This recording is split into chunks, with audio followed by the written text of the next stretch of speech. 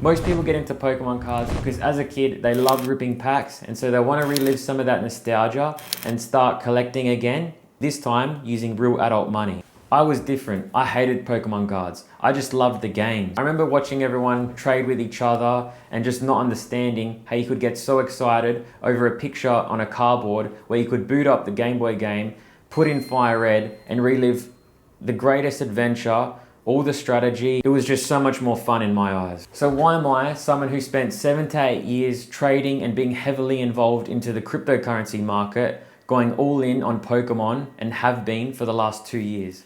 Hey guys, I'm Jonathan. I'm the owner of High End Fire, where we deal with some of the rarest and top tier Pokemon cards out there. The same skills I've owned in this crypto space, that includes understanding scarcity, market inefficiencies, getting onto an asset before the crowd does, I think gives me a slight edge in this Pokemon space. The Pokemon card market, in my opinion, isn't just nostalgia, it's a true asset class that needs to be taken seriously. It has everything. It's got trends, it's got liquidity, it's got speculation on patterns that anyone who's traded in crypto is very familiar with.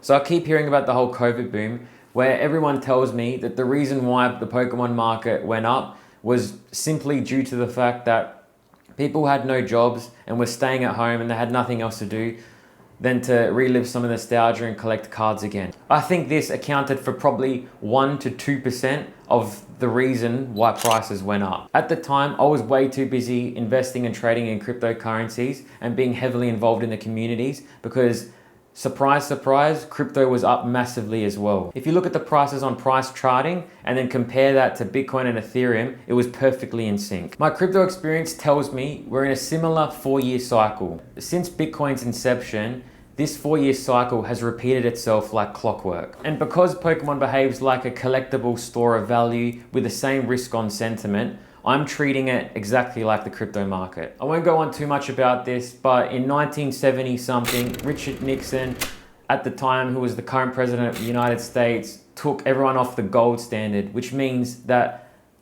the money that they printed was no longer going to be tied to gold. So therefore, they could print as much money as they wanted. Ever since around that time, asset values have literally gone up in a straight line if you look at a longer term chart. So therefore, there's no incentive to hold cash anymore. You gotta be in assets. The only way whales benefit from this, and when I say whales, I'm talking about billionaires, it could be massive corporations like BlackRock.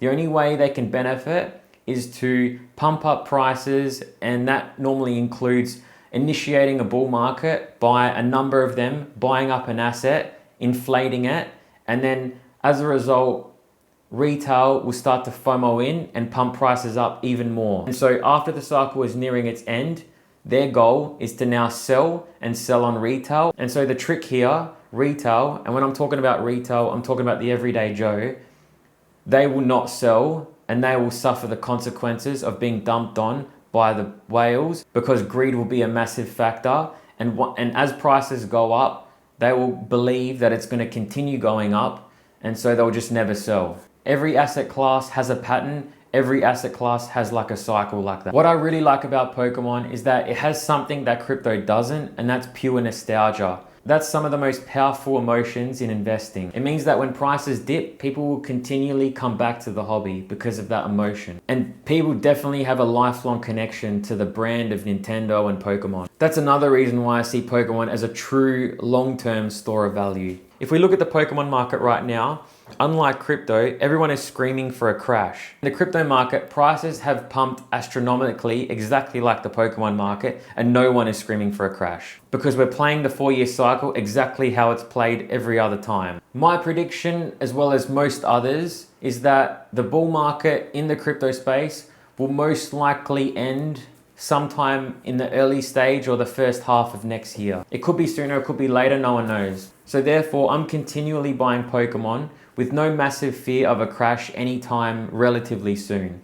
But as the months progress and as prices go continually up, I'm going to sell part of my collection. If you want to see more deep dives into the Pokemon market, not only from a collector's standpoint, but from a true investor's standpoint, feel free to like and subscribe to my channel.